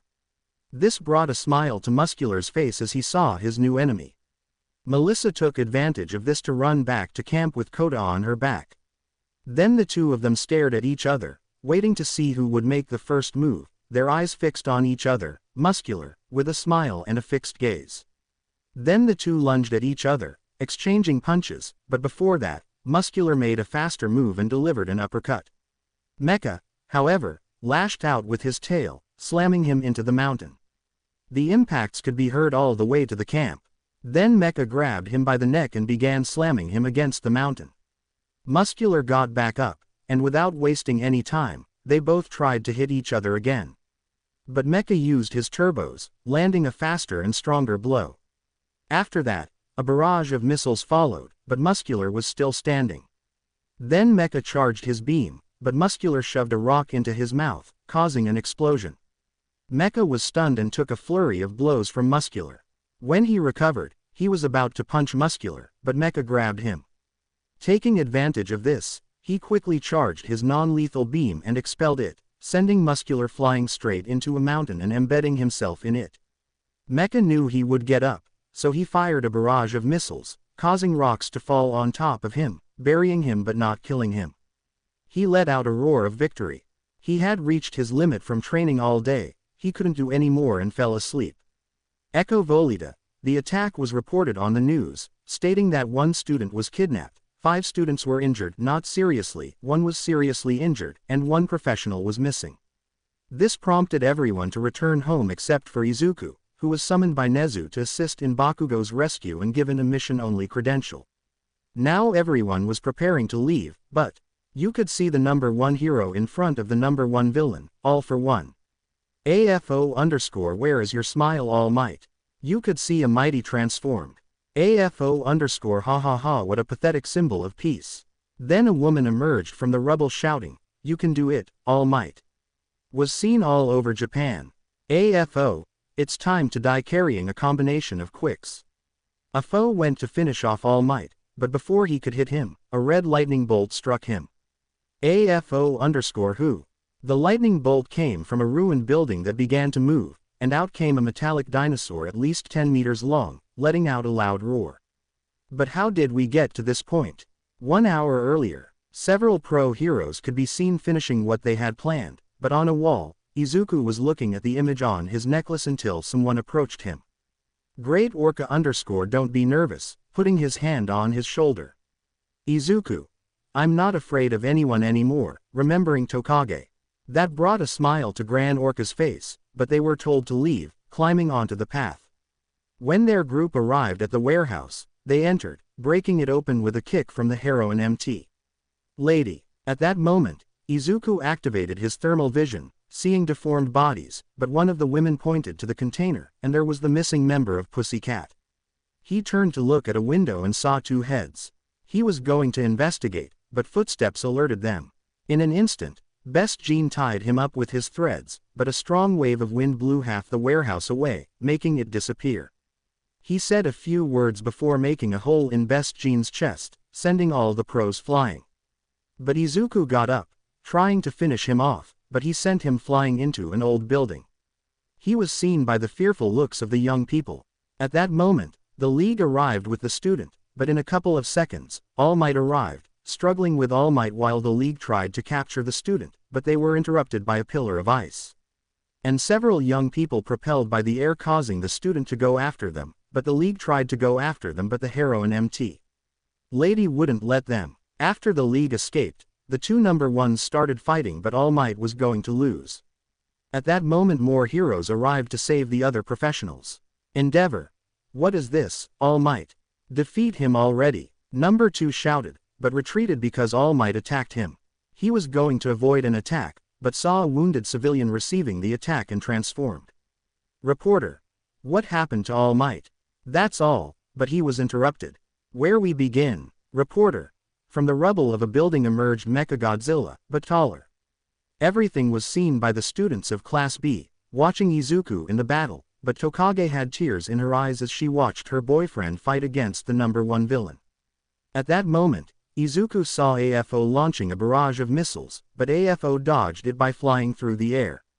What he didn't expect was a blue punch that hit him squarely, sending him crashing to the ground.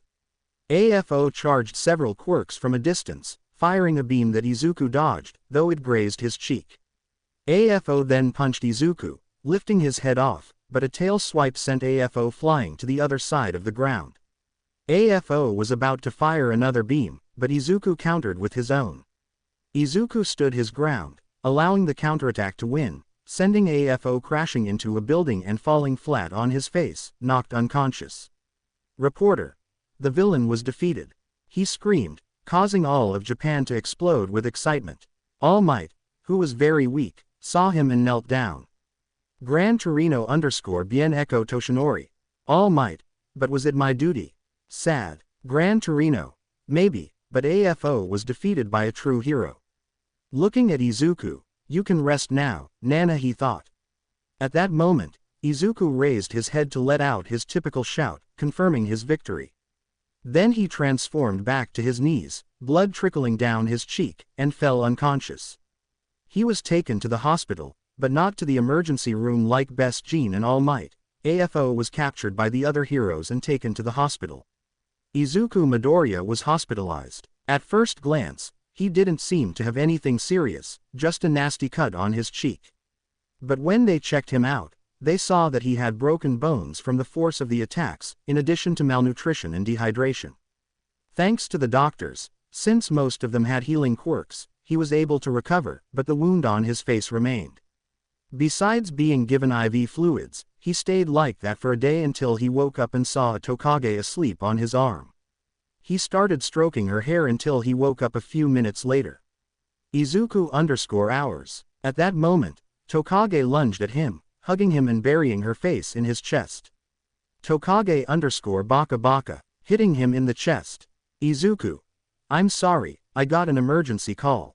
He smiled. Then they shared a kiss, which was interrupted by Principal Nezu and his teacher Vlad with a smile.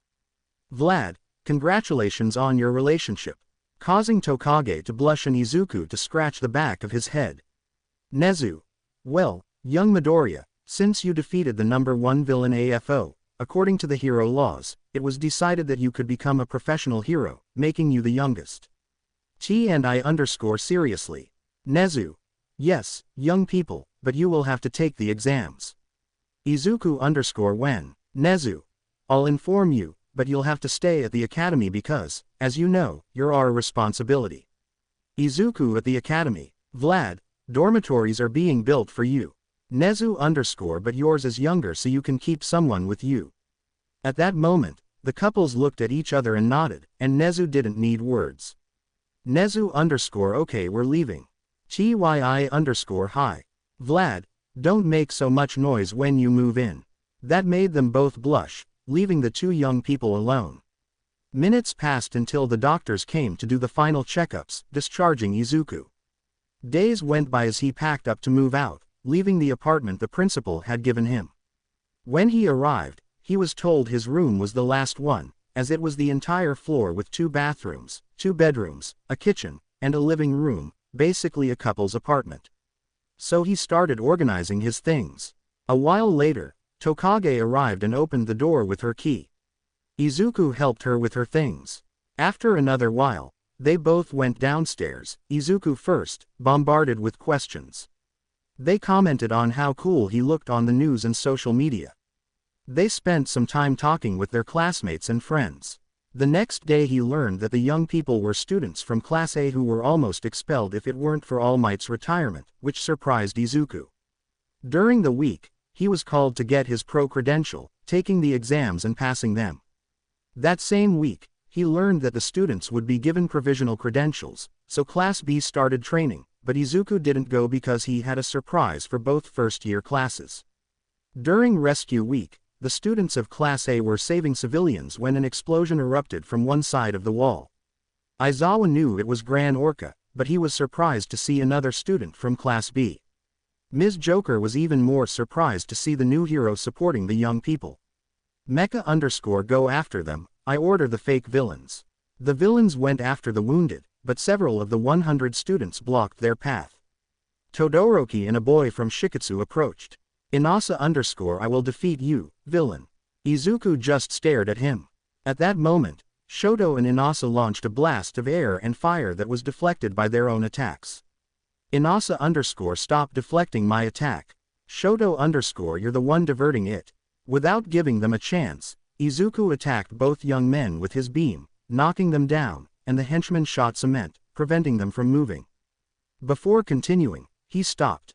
Mecha in a real battle they would have already died. This made them both reflect, but Mecha went to attack another boy, causing tremors. But before the attack, Melissa arrived, hitting 30% of him and making him retreat to where the two of them were. Melissa, what are you idiots doing? Before attacking again, a fire tornado formed, and Mecha, believing it would stop him, saw only Mecha Godzilla standing red hot. Melissa went to finish him off, but he blocked the blow with one hand. Before he could counterattack, the test ended, failing Bakuho, Todoroki, and Inasa. Thus ended the test for Class A. The next day, another class, Class B, returned. Everything was observed by Izuku, who had to leave the same place, causing a huge commotion. Class B wasn't close, but not too far either. Kendo what was that? Tokage I'll go and see. Then he separated one of his eyes and sent it towards the explosion, seeing Mecha. Tokage S Midoriya. Class B, what? OS what's up here? Kodai apparently plays the villain. Kendo but do we have to defeat him? Tokage. No, the important thing is the civilians, so some of you go after the ones we've gathered and the rest after the missing ones. Returning her eye, let's prevent this and save the civilians, okay. Class B high. So they split up, but others from other schools thought that if they defeated him they would become professionals. But Mecha defeated at least 15 students until it was over and he went to sit with Vlad to see the results. In the end, everyone in Class B passed and celebrated in his apartment, and some wanted to kill Izuku for not telling them about Tokage. Izuku got up to turn off his alarm clock. It was 5 a.m., 2 hours before class. He changed into athletic clothes and went downstairs to do his daily exercise routine. He arrived an hour before class and went to the bathroom to shower, which took about 10 minutes. Then he started making breakfast for himself and Tokage. After 20 minutes, he finished breakfast, which was a normal one, eggs, bacon, etc. A little while later, Tokage arrived, still half asleep, and sat down in the kitchen chair. Izuku good morning. Tokage. Ah, good morning. Izuku then serves her breakfast. Thank you. So they started eating, and when they finished they cleaned up and went to get their things for class, then they both went to the elevator to go down. Tokage we look married. Izuku and you don't like it. So, as they went down, they were kissing until the elevator stopped on the first floor. Then, greeting all their classmates and going to their classes, the first class passed relatively quickly until their tutor arrived. Vlad, good morning class. Class B good morning, sensei. Vlad, well, today they'll do some training before any heroes assign them to their residences. It's complicated, but not impossible. Come on in. That's when the three big UA teams came in. After someone introduced themselves, they spoke. Mirio well, Class B, I want you to have a fight with me. Everyone was confused, but their sensei gave them permission.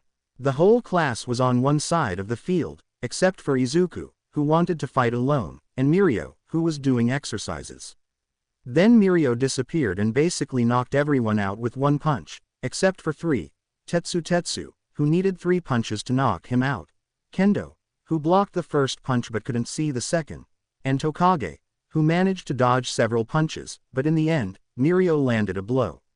After a few minutes, once everyone was up and Mirio had rested, Izuku's fight with Mirio began.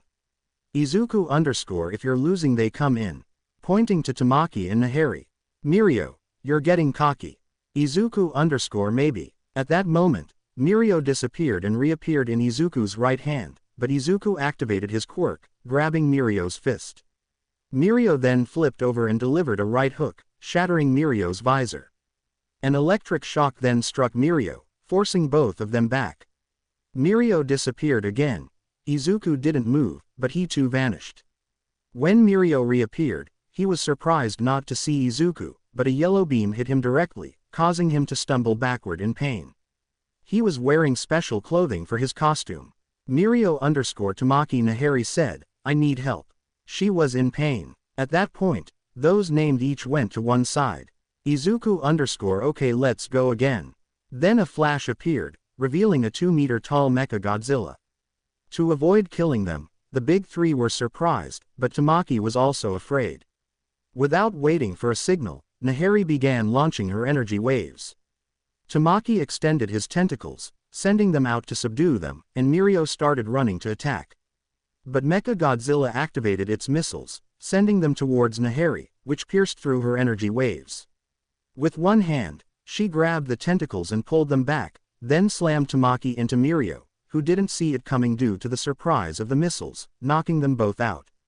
Nahari was left unconscious from the blows. When the dust settled, the big three were unconscious, and Izuku let out his victory shout, exciting everyone. After they got up, Mirio proposed that Izuku become part of the big three, but he refused. At that moment, Nahari was about to approach and ask many questions. In a swift movement, Izuku hid between Tokage's breasts, hugging her while she stroked him. After they explained about the residences, time passed, and Radian from Class B received an application. Izuku and his classmates had already started a few days ago. Now he was in the living room with all his classmates watching a movie, hugging Tokage, but there was a knock at the door. At that moment, the president stood up. Kendo Midoriya, they're talking to you. Izuku thanks Kendo. Tokage stood up to help Izuku up, then sat back down and went to the door, where she saw Aizawa. Izuku K succeed Aizawa-sensei. Aizawa, I've come to ask for your help. Izuku. What for? Aizawa. A dangerous mission. How much with you? Izuku okay. Aizawa. There's the address. Go at 8 tomorrow. It's the last meeting for the mission. Okay. Handing her a piece of paper. Izuku hi. Aizawa. That's all. See you tomorrow. Leaving. Izuku entered and closed the door, sitting back down with his girlfriend. Tokage what happened, whispering to him. Izuku. I have work tomorrow, he whispered. Tokage. Be very careful. Izuku when not. Tokage just bit his ear, making him complain, but then they both went back to watching the movie until it ended, and then they all went to sleep. The next day, Izuku woke up early to go to the location Aizawa had given him. After getting ready, he headed straight there, unaware that 4 other students were also going. They didn't recognize him. When they arrived at the station, the other students took the lead, as they knew the place, but it took Izuku a few minutes to arrive. He knocked and was greeted by Aizawa. Aizawa. It's good you came. Letting him in. Izuku what did you need me for? Aizawa follow me. He then followed the hero to the entrance of a room where he heard a hero complaining about having students, but then Aizawa opened the door to enter, thus drawing everyone's attention. Aizawa did come, the one I asked for help. Sir, who is it? At that moment, a silver-haired boy entered, standing to one side of Aizawa. The big three were surprised to see him, while others were confused to see the child. Rocklock another kid seriously. The hero spoke with contempt. Aizawa was about to speak, but Izuku spoke first. Izuku this kid can beat you up. Rocklock what did you say, brat? Asia Izuku stood up from his seat, but Aizawa simply ignored him and went to take his own seat. Sir, you're not going to stop him. Aizawa he knows how to take care of himself. At that moment, Rocklock stepped in front of Izuku. Rocklock what do you type? Said it intimidatingly. Izuku, I'll smash your face in, or are you deaf? Then Rocklock landed a right hook, surprising everyone, but Izuku didn't even flinch, he just stared at him intently. Izuku are you done yet? Rocklock damned. He was about to repeat the action, but Izuku activated his suit, grabbing the pro's arm and surprising everyone in the room. Mecha, do you know I can arrest you for assaulting a minor? That scared the professional, but Izuku spoke. Izuku but there are better things to do than Azur. Releasing it to deactivate his helmet and see who appeared to be the head of the operation. Sir, it's a pleasure to have your help, Mecha. Izuku just shrugged. Sir, okay, I'll explain everything briefly because we're leaving in an hour. After summarizing the mission for Izuku, they were already in front of the mansion. Izuku basically had to prevent the criminals from being detained. When they knocked, a large villain appeared, but his teammate Ryuko moved forward to stop him. Izuku took advantage of this to strike the villain's leg, forcing him to his knees, while the others entered. After stopping the villains outside, Izuku was about to enter, but the large villain absorbed the energy and escaped. However, his teammates stopped him by throwing him into a hole they created. As they went down, Izuku saw Twice and Toga heading that way, so he quickly attacked them. Toga broke some marbles, releasing a Ms. Compress and a Death Preceptor who was Rappa. Rappa punched him, sending him flying into the wall of the house, but he quickly fired a beam, dissolving it. Ms. Compress was about to touch him, but Izuku dodged and slammed him into the ground, turning it into mud. He only had one shot left since both were going to escape, but Toga Twice escaped by lunging at Izuku with a knife that, to Izuku's surprise, was aimed for his visor. However, he fired a beam from his chest, knocking her unconscious. He then carried her to the officers, but at that moment Melissa appeared, carrying Eri in her arms. Following them was a monster at least 10 meters tall, or perhaps less. It was about to attack the girls with a hammer blow, but missiles stopped it. On the other side of the street was Mecha Godzilla, roughly the size of the beast that was overhauled. This caused Melissa to get out of the way again, and a battle of beasts began. Izuku launched missiles, but it repaired itself with its quirk. However, it delivered a charged punch and a tail slash that knocked Izuku down. It quickly grabbed it and threw it upwards, propelling it with missiles. But it didn't give up, diving towards Izuku. However, Izuku swiftly fired his red beam, hitting it and creating an explosion that sent it flying even higher. But then he saw Melissa had propelled herself up to where Overhauled was to deliver a 100% smash, breaking his arm, but she managed to land on her feet, knocking Overhauled out. He returned to normal, and all the pros left. After that, he saw the injured being taken to the hospital. He left, but not before informing Aizawa that it was his turn to do his paperwork. He returned to UA and was quickly greeted by his girlfriend. Izuku hey, I didn't leave for a month. Tokage I saw you on the news. Izuku but everything turned out alright. Awase Midoriya Vei, showing him his phone, showing how the place where the villains were going to get their treats was attacked, saying that the villain Himiko Toga was missing. Izuku Demonios, Kendo but weren't you on that mission? Izuku yes, but they didn't tell me anything about going to deliver them. So they started talking about things that had happened that morning and trivial things until 2 days passed with nothing interesting to do. They were in their dorms when there was a knock. Izuku got up to open it but saw Mirio. Mirio Midoriya. Izuku. You really need it. Rubbing his ear. Mirio. Yes, I want you to come with me to see Eri. Izuku different. Mirio. The one about the rescue. Izuku and why me? Mirio wants to meet the monster, as she tells him it helped to save her. Izuku when? Mirio. I'll come for you tomorrow. Izuku puede ir Tokage. Mirio. Okay, I'll come get you after class. Izuku okay. He went back inside but was intercepted by Tokage who was with the girls. Who was Tokage? Izuku Mirio wanted me to go see the rescued girl. Tokage AAA can I go? Izuku. Yes, I told him that if you could come with me. Tokage yes. So the day passed, where they were told that the cultural festival was approaching, until the next day the couple waited a while for Mirio until he arrived and they went to the hospital until they arrived at Eri's room. Miro okay wait here I'll let him know.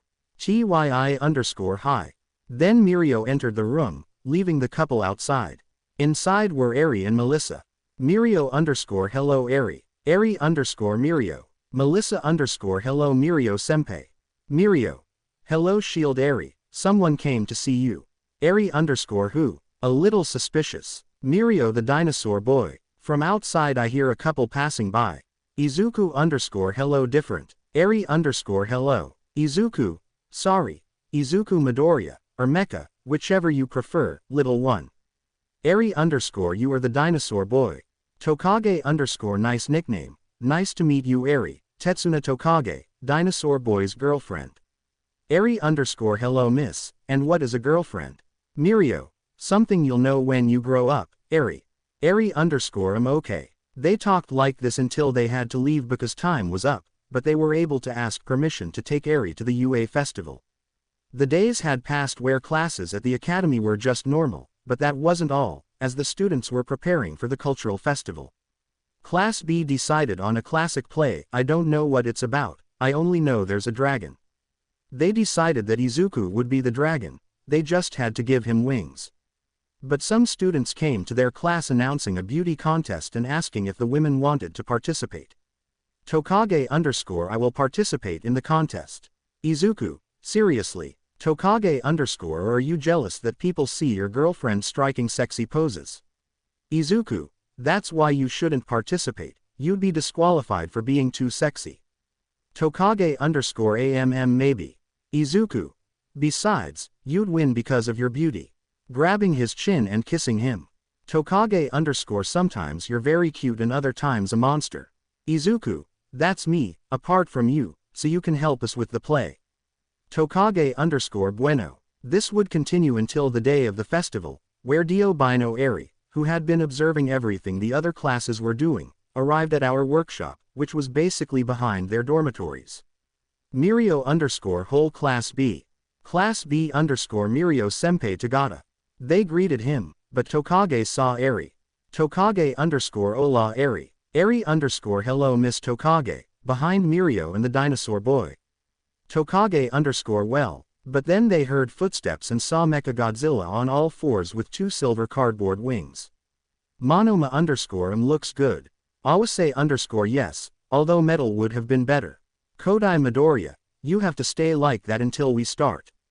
He just opened his eyes and roared at them, but before that they had all disappeared, and they left him transformed for almost 3 hours until they started, and the play was a complete success, although he wanted to kill Monona and Awase since they had beaten him up a lot, and Izuku was seen with quite a few bandages on his face. Izuku and Awase spent their time watching Monoma and Awase. We didn't attack each other. Izuku. Oh no, cracking his knuckles. These two felt true terror. Izuku_ nor the president will save them. Tokage_ but I did appear behind Izuku. At that moment, the two sighed, only to see Izuku being dragged away by his shirt. The rest of the festival was laughter and fun for the couple who, instead of accompanying Eri, were there. A few days had passed, and nothing interesting had happened, just a llama, but that didn't matter. Today was going to be the first time they announced the top 10 after All Might's retirement. The ceremony began by saying that it was a shame about All Might. Both classes were watching, each in their respective dormitories, but one student was missing. The 10th spot was given out, and it went to the dragon heroine Yukio. The 9th spot went to Wash, the 8th to Kamui Woods, the 7th to Crust, the 6th to the heroine Mirko, the 5th to Angus Jihad, and the 4th to Beast Genist. Commentator_ and now known as the youngest hero is a beastly machine, number 3 Mecha Godzilla, coming out and standing in front of the crowd in all his armor. Everyone in Class B was surprised and excited that they had the number 3 hero as their partner. Class A was confused by him, saying he was the youngest since few remembered him from the festival. Then the first two were announced. Haz is the number 2 hero and Endeavor is number 1. The ceremony passed, and Izuku was about to leave when Haz told him he needed to discuss a case, so he accompanied him to the city to eat at a restaurant. They were talking about how Nomu had appeared there, but then they saw a black shape approaching them until it crashed through the window, revealing itself to be a Nomu. Nomu_ who is strong. Mecha_ Haz evacuates everyone. At that moment, Izuku fired a yellow beam, knocking the Nomu out of the building. The Nomu leapt up and began climbing the building, while Haz started evacuating civilians. Mecha and the Nomu remained on top of the building. Nomu_ are you strong? Mecha_ come and check it out. At that moment, the Nomu stretched out its arms, delivering a blow Izuku didn't expect, shattering his visor. But he transformed, shrinking to the Nomu's size to prevent the building from collapsing. Both retreated while Hawk evacuated to a safe zone. Then the Nomu began summoning other, weaker Nomu that started attacking civilians, but heroes present, like Hawk, dealt with them. The two beasts roared and charged at each other, striking repeatedly. Neither yielded ground until Izuku had to retreat. The Nomu was about to attack him, but was met with a barrage of missiles. Hawk arrived, announcing that the evacuation was complete. The Nomu emerged from the dust cloud and attacked Izuku and Hawk.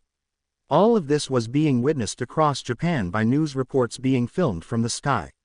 Izuku counterattacked with his lightning, striking the Nomu in the chest, but he used it at full power, beginning to char the Nomu's body.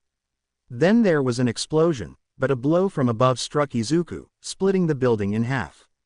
He didn't fall after that, so you could see Izuku bleeding from the head, watching the number 1 hero defeated. All of Japan had different emotions, but one green-haired girl was crying. Nomu_ you are not strong. But at that moment, MechaIzuku's tail pierced the Nomu's head.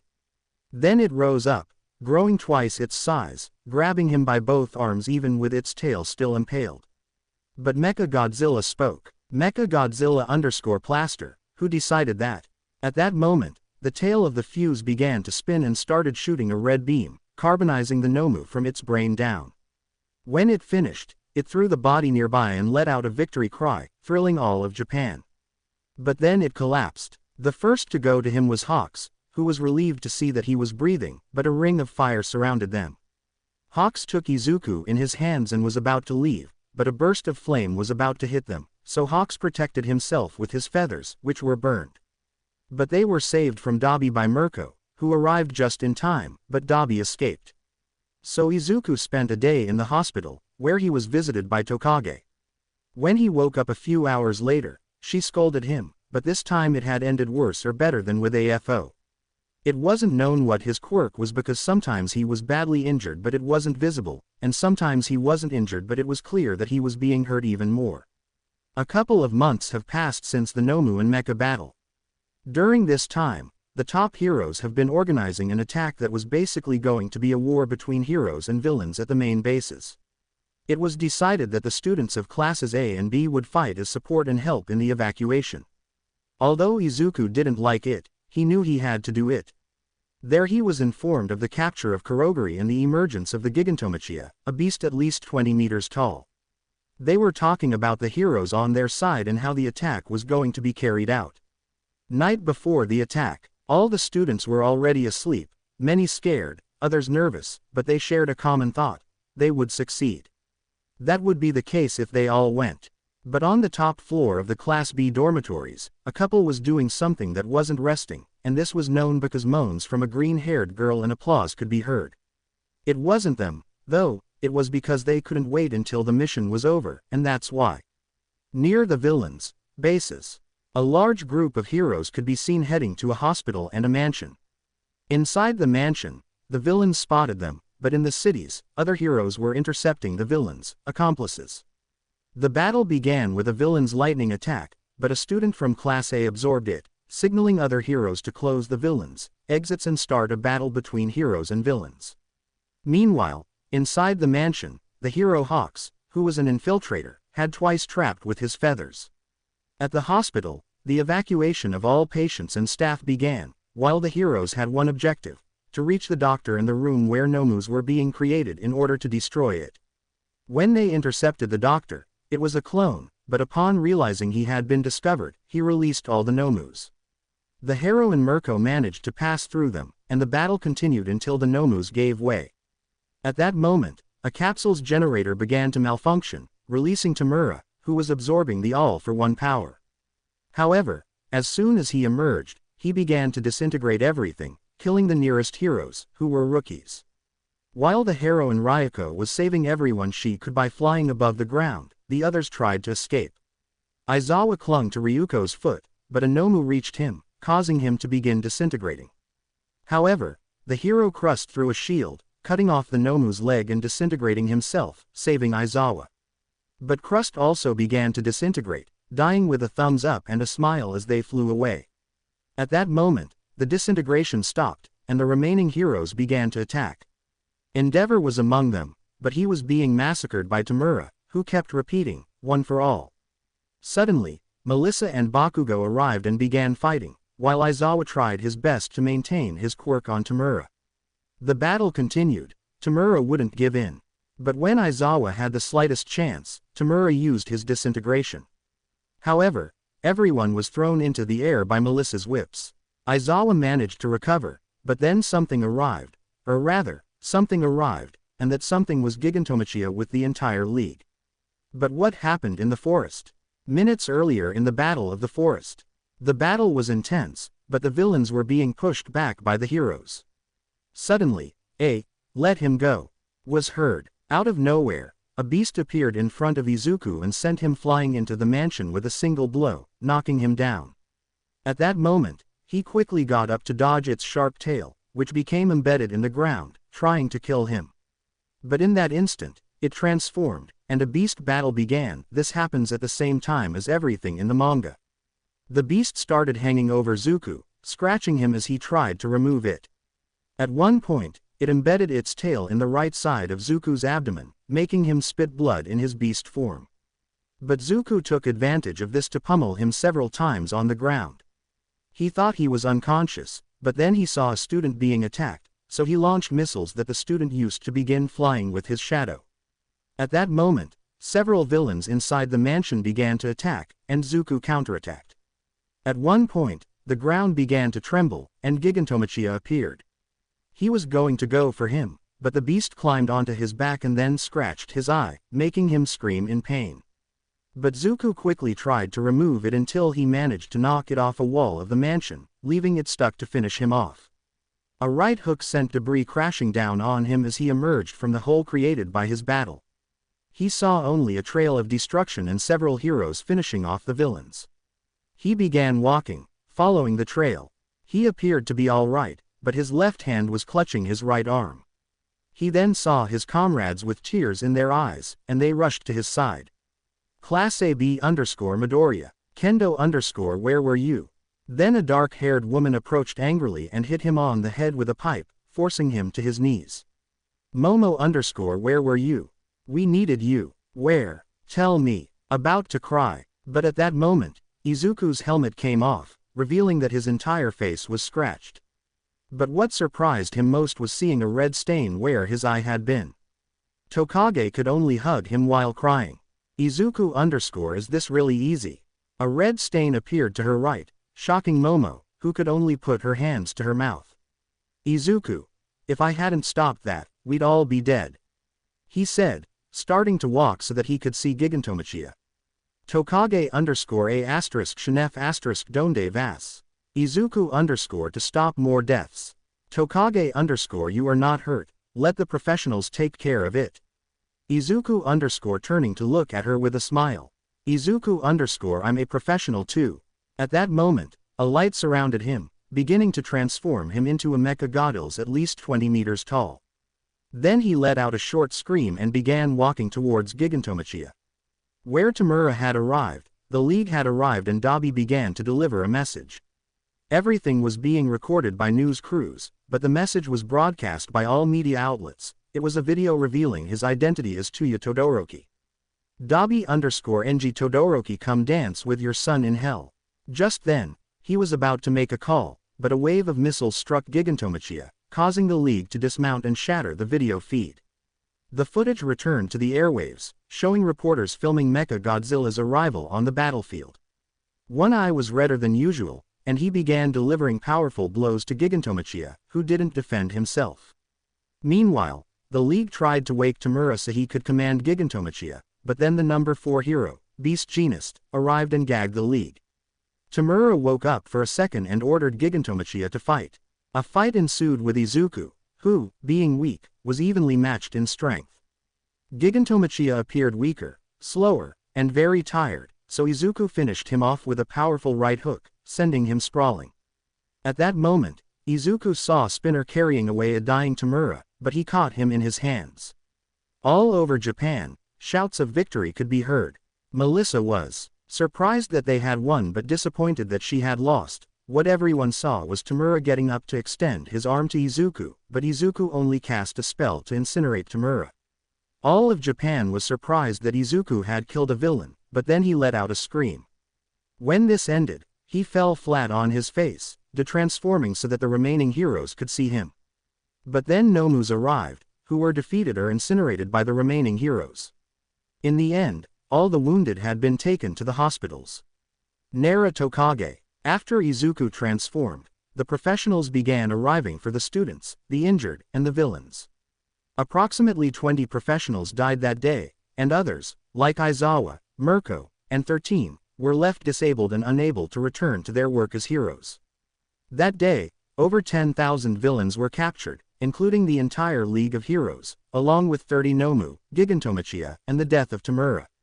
When the injured were taken to the hospital, Izuku was among the most critically injured. It was still unknown how he was alive. He had been in a coma for 4 days. During this time, funerals were held for the fallen heroes, and the affected cities were rebuilt. I'm currently going to see Izuku in his room and... End of the story. Tokage arrives at the room where Izuku was and opens the door and sees him sitting there with bandages all over his head and one eye bandaged. Izuku_Ola Tokage-kan una sonrisa. At that moment, Tokage leaps into his arms and hugs him. Izuku_2. Tokage_baka baka baka me asustaste. Izuku_ but I'm still here. Tokage_ if after 4 days. Izuku. What? Just then a doctor who heard the scream came in. Doc. Oh, you're awake. How are you feeling? Izuku_echo Mirda. Then Tokage gives him a beating. Tokage_lenguaje. Doc_okay. We'll give you a checkup to see how you are. They then performed the necessary checks on Izuku to ensure he had no internal injuries, but he was fine. Doc_okay, everything is fine.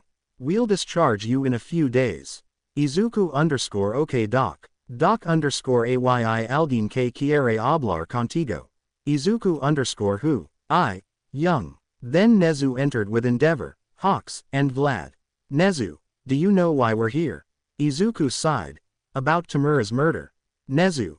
Yes, young Midoriya, that's why. Izuku_ and what will my sentence be? Endeavor_ no boy. Izuku_ poor. Hawes. The delegation of heroes which I just made up here, seeing your help in this case, will not send you to prison, but you will be removed from the top and your license will be replaced with a provisional one, and you can return to being a professional hero after finishing UA, okay. Izuku_ was good for a long time since. Nezu. Okay, young man, I'll see you at UA. Izuku_ a question what happened to the League. Endeavor. All the captured villains were taken to treatment centers while another prison was built for lower caliber criminals. Gigantomachia and the Nomus were put underground and sedated. Izuku and the beast that left me like this pointing to himself. Hawes_ there is no information about her, we don't know where she came from, we have her where the Nomus are and we feed her with them. Izuku_ thanks. And so they went to leave.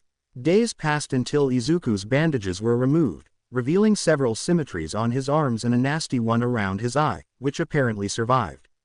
He returned to the dorms, as the students were given 2 weeks off due to what had happened.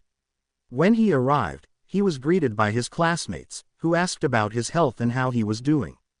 After answering a few questions, he went to his room to rest. After the 2 weeks, classes resumed, returning to normal activities, only without the heroine Midnight and with Aizawa still teaching classes using a prosthetic leg provided by UA. Now, those formerly known as Class A and B are now Class A and B, but for 3rd grade. What makes this day special? Well, today it's decided who will make up the Big Three.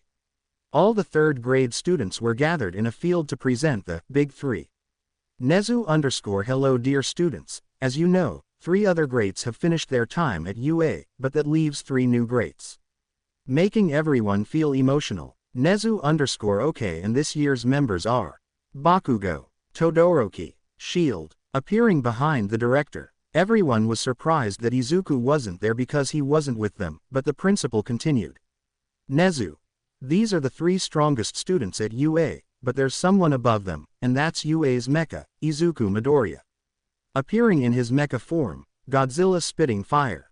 After the ceremony, in Izuku and Tokage's room, more specifically, in the green-haired girl's room, they were chatting while lying down until a question arose. Tokage_ hey, what will we do after UA? Izuku_ would you like to live with me?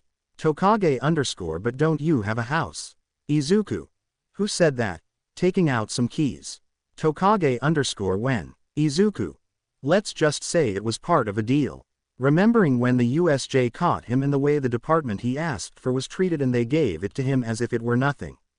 Izuku_so. Tokage_C. Jumping on Izuku, kissing him, starting something you already know happened, don't pretend you don't. Sometime after the graduation of classes A and B, everyone said their goodbyes and became professional heroes. Some worked alone or in pairs, and some started their own agencies, but that didn't matter. Now there was the #1 hero in all of Japan, Melissa, but she was injured. After the death of All for One, 4 years after Tamura was killed, violence had decreased, but what Melissa was facing was not human. It was a beast that stood before her, its head down and bleeding, but it still wore a smile. And what was it that stood before her? It was, standing about 15 meters tall with sharp fangs and a thirst for blood, she had stayed behind to distract him while the other heroes evacuated the city. But he stood before her, unharmed. After several blows delivered with all her might, she gave up, accepting her fate in the rain. Then the beast devoured Melissa in one bite, leaving the cameraman in the helicopter stunned, along with all of Japan. Haunter, wait, this isn't the script. Grabbing another sheet of paper. Better. Take 2. Then a barrage of missiles struck the beast, coming from a war cry of none other than the Earth Titan, MechaIzuku, the strongest hero ever seen. He lunged at the beast, beginning an epic battle that ended with the death of one of them. Now we could see Izuku arriving home, greeted by his children, a 10-year-old girl, a 4-year-old boy, and Tokage, who was holding a little girl of only 1 year old. But you might wonder how. Well, let's just say Tokage wanted 3 children, and since Izuku still wanted to live, he accepted. The children's quirks were varied. The older girl could create armor like her father's and split into 2. The younger boy was a fusion of both their DNA, as he could transform, not into metal, but into a lizard, thanks to Tokage's DNA. And the little girl, well, she's beautiful. They make a lovely family, and all of this happened because of their mother, who decided to save him from that accident. The end. I hope you guys enjoyed this video. Please make sure to like and subscribe to the channel, and now we will see you in the next video.